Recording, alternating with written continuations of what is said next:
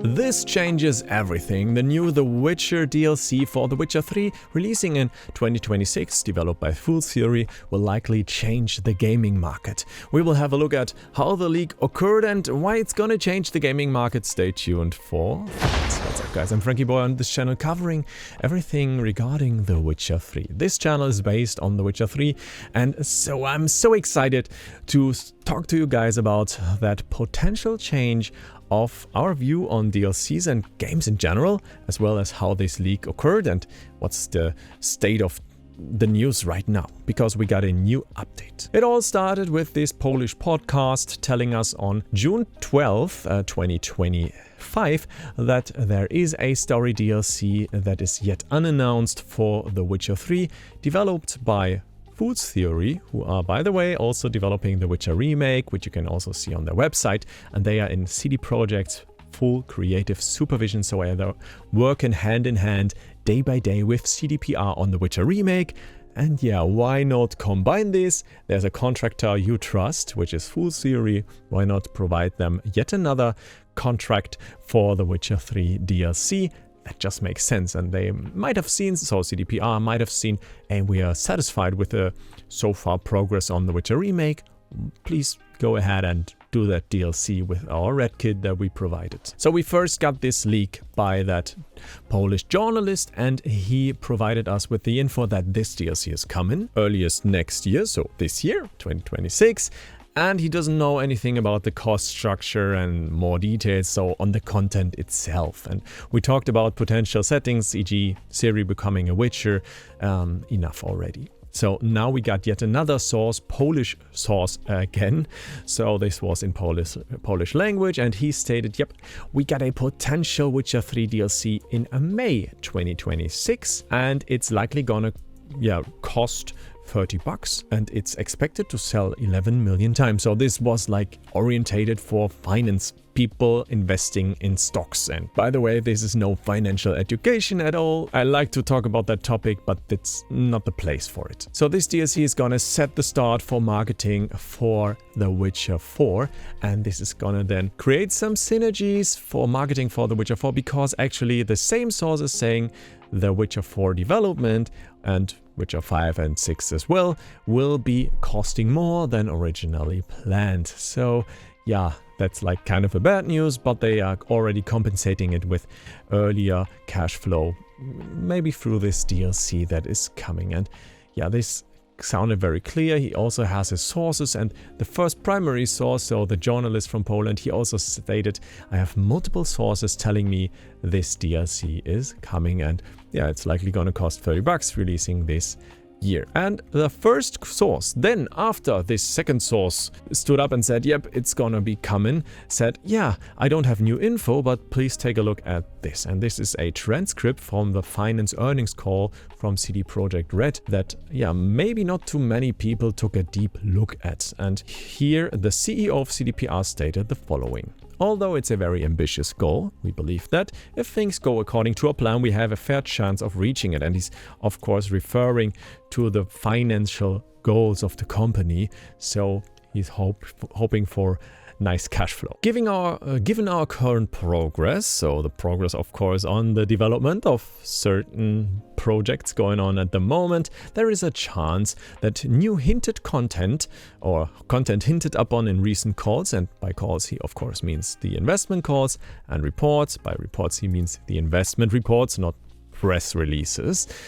He's of course referring to his own stuff that he releases regarding financial goals and etc. We may see a release in the coming year having an impact on our result, and this is of course the financial result, increasing the likelihood of achieving the earning conditions for the first stage of the incentive program. So yeah, he's hoping to have an impact by a release next year, and so far there's nothing been announced for the next year. So of course it could be The Witcher Remake, but at this point it seems like it's more likely that this is gonna be The Witcher 3 DLC, that now multiple sources publicly claimed that it's existing, and behind the scenes we had even more sources confirming that. Now, this is pretty interesting, and I can totally see that making sense. And now let's put it into further context. Remember this, The Witcher Wild Hunt cross-platform mod support that was released in May 30th, 2025, so that was about 12 days before the original first leak came up, and they then announced the mod support for all consoles that has originally only been there for PC, or until now it's only there for PC, and they announced it, but they then shifted it to 2026, and yeah, you can likely see this happening maybe short before the release of the DLC, and then having all the console players back on board, everybody trying out The Witcher 3 again with mods. Now everybody wants to try maybe teleports, fast travel from anywhere, unlimited inventory, or I don't know what mods. We have to say this is only limited to supported mods that are on this mod platform that we will have to sign up then. But we have cross-mod platform support. This will then of course exclude copyright issues, things such as Star Wars DLCs or so for The Witcher, like lightsabers that are copyright protected. But these people will be back on board, and then there's new content to play. Wow, I just installed The Witcher 3, why not update it, buy this DLC for $30 and be back on board. We had the next gen update, which was amazing for free, and this kind of created a nice base for this DLC, and I can totally imagine this next gen update maybe being developed with the intent of releasing a DLC. And this will now change the gaming industry in some form, because this can set the tone for the future in a way we have maybe not seen it so far. Improving your already super famous games that are maybe still played today, and of course this is just a handful, maybe, I don't know, 50 games or so that are regularly played by tons of people that are still famous, give them a new or better look, improve their lighting, their textures, and then release a paid DLC for it and have people enjoy their favorite games again. And I think there's nothing bad about this. I would totally pay $30 for it. I would pay even 50 or 80 because I'm just such a fan of The Witcher that I was just craving for new content and did not get it so far. I actually was craving for it since I finished the Blood and Wine DLC. I thought, oh, this can't be real, only Cyberpunk coming up, and back then I was only about monsters and potions and armors. I didn't want to play Cyberpunk when I first found out about it. I of course played it anyways because it's from CDPR and it was nice. But imagine a world where we can expect DLCs for super old games that we come back from time to time because of nostalgia or just because it got awesome post-launch support, free updates, new looks, and we just think it's an up-to-date game.